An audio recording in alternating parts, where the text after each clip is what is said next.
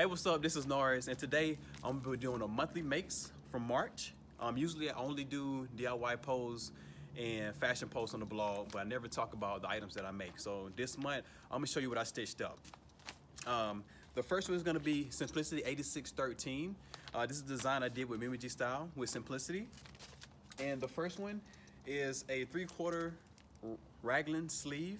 One thing about me, I'm still learning all of the names of fabrics. There's a new name of fabric every time I go to the fabric store, so you might hear my girl help me out a little bit.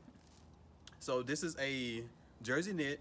It feels really good, it's nice, and it has the Henley style in the front. I did little silver buttons right here, see the little detail. This is a really good pattern and fabric. This right here is a short sleeve raglan shirt with the V-neck. This is like the favorite. This is a jersey knit as well. It's really soft and it feels really good. Feels really good.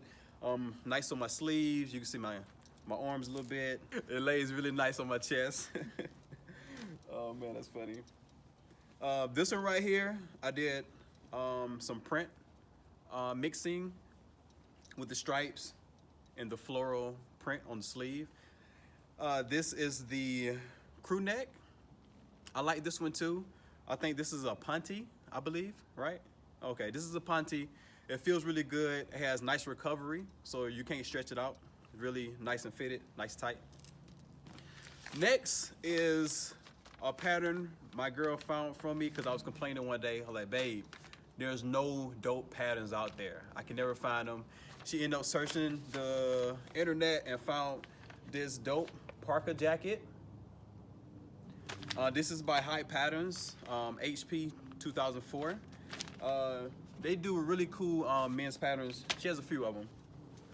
And I did that in a red, like a nylon rip stop maybe.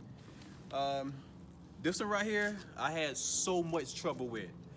Throughout the, year and a half, almost 2 years I've been sewing, I rarely ever came with problems because I asked 1,000 questions, and anything I need help with, my girl was right there next to me. I started with the Baby Lock Crescendo machine, which is like a Mercedes-Benz of the sewing machine. So that was my first machine I had. So I really didn't even have any struggles, really, you know, when I started. But this right here really gave me some issues. First of all, I didn't even know it was lined until I really got started. So that was a issue. I had to remodify a lot of different departments and elements when it came to making this up. So I ended up finishing it, and it became one of my dopest pieces of the month. So I got gold zippers, gold snaps.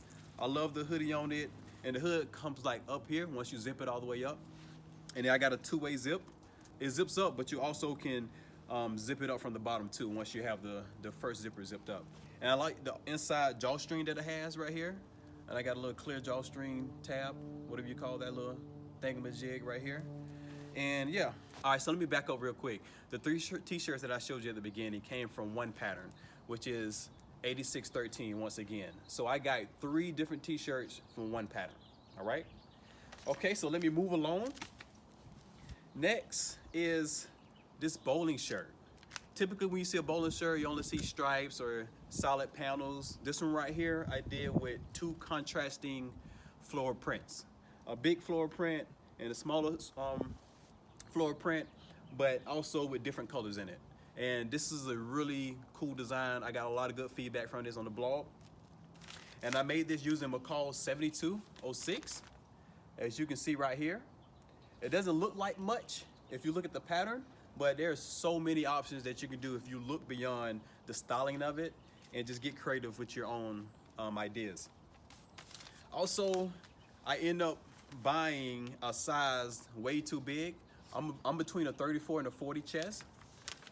And this one right here starts at a 42 to a 48.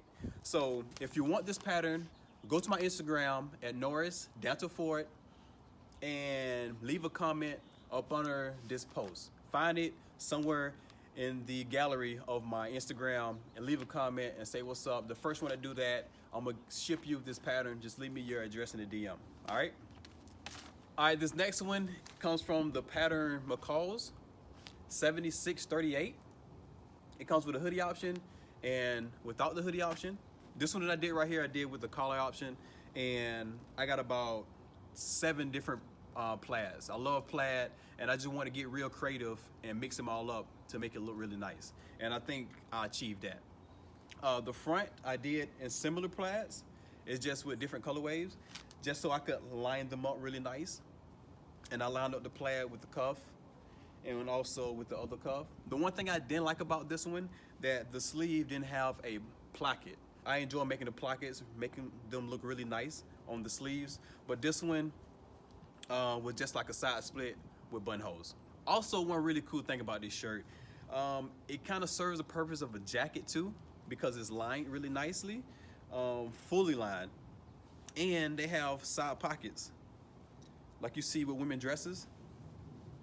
So you can have little pockets here on both sides, which gives you like a jacket element, also because it's nice and sturdy. And I made this in flannel, all flannel plaids. All right, last but not least, I bought these flannel shorts right here from Urban Outfitters. And obviously, you know I love plaid, so I had to cop them. And it has 2 plaids, a tartan plaid and just a regular plaid on the other side. And then the band is the same as this one.